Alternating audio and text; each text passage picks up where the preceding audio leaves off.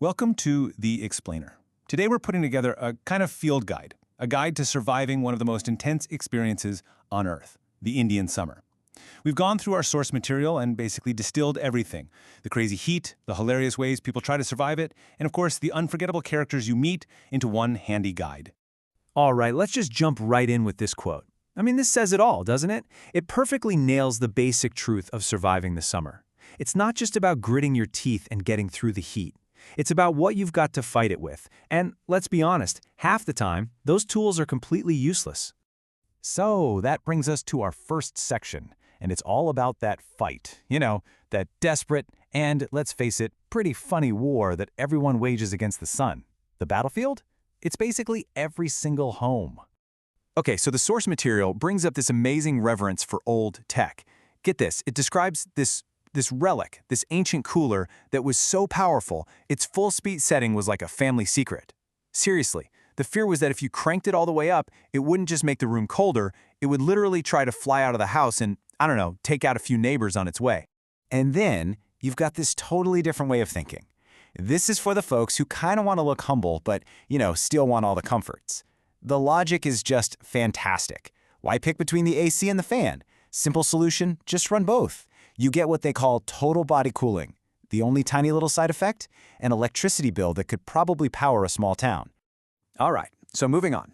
The summer heat. It doesn't just make things hotter, it also raises the stakes in what is basically the national sport: bargaining. We're not talking about simple shopping here. This is, it's a full contact sport. And every single one of these matches kicks off with an opening move. The vendor, he doesn't just sell you a bedsheet. No. He sells you a future filled with regret. He paints this picture in your head of you, tomorrow, absolutely desperate, running after him, begging for this deal. But it's too late. The opportunity is gone forever. And to really prove how good he is, the source points out his ultimate power move. He'll basically tell you he's such a good salesman, so persuasive, that he could sell you an actual, living person. And not just any person, a foldable one. I mean, you can't make this stuff up. It's just this absurd, hilarious level of confidence. But okay, when the big talk and the showmanship don't work, what's next? The emotional appeal, of course. After he's been completely worn down by the true master of the game, the mother, the vendor makes one last desperate plea. He talks about his razor-thin profit margins, how he's just out here wandering in the terrible heat, trying to make a tiny bit of money. And this is the checkmate. The final move is just brilliant. After all that drama, all the back and forth, the mother finally gets the price she wants. She closes the deal. And then, quietly, she leans over and tells her son why she haggled so hard. Her secret theory? It's all stolen stuff anyway. Okay, so from street vendors, let's shift gears to another key character you'll find thriving in the summer heat: the local politician. And let me tell you, public service in this context, it takes on a very, very unique form. So let's meet our guy, Bablu Pahalwan. How do we meet him? Not through some boring press release. Oh no. We meet him because his face is plastered on a city-wide marketing campaign. It's on every wall, every street corner. And what's he announcing? Not a new policy for the city, something way more important: his birthday. You literally can't escape him. And this is where we get a look at his, let's call it a unique approach to charity. It's not random, you see. It's a very specific 4-step plan. Step 1, a big, noble promise to feed the city's hungry. Step 2, realize, hey, it's my lunchtime too. Step 3, obviously have your own lunch first. And the grand finale, step 4, give out winter blankets to people in the middle of a blazing hot summer. It's just baffling. And of course, you have to have the mission statement. Here he is, telling everyone how happy it makes him to serve the people, how it's all selfless service, he doesn't want a thing in return, which, is a beautiful thing to say, especially when you remember he just gave out wool blankets in 45-degree heat.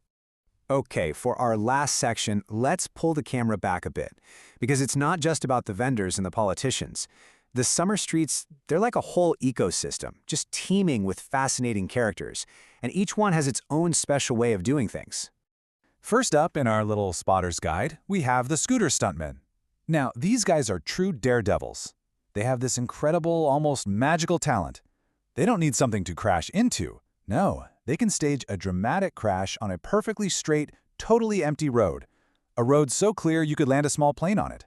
And here's how you can identify them in the wild. Listen for their signature call. It's a cry of pure, triumphant denial. Right after they've crashed and are picking themselves off the pavement, the first thing they'll say is, "See, I told you nothing would happen." It's a dead giveaway. Next up, let's take a look at a very specific fashion statement. We see here the shirt is being worn less as a garment and more as an accessory. Maybe a cape that hasn't found its superhero yet. You've got the top 5 buttons open and that one lonely button at the bottom just hanging on for dear life. The whole point is so it can fly open with the slightest breeze for maximum dramatic effect. And last but not least, we have the female road guardians. They're easy to spot. They're in full body armor to protect against the sun. We're talking covered from head to toe. And they've got sunglasses that are probably bigger than their face.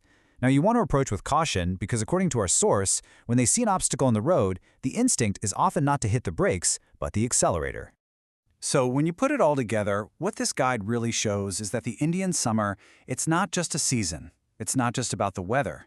It's really a stage. And it's filled with this amazing cast of characters, everyone from the clever vendors and the clueless politicians to the stuntmen on scooters. And that really leaves us with just one final question to think about.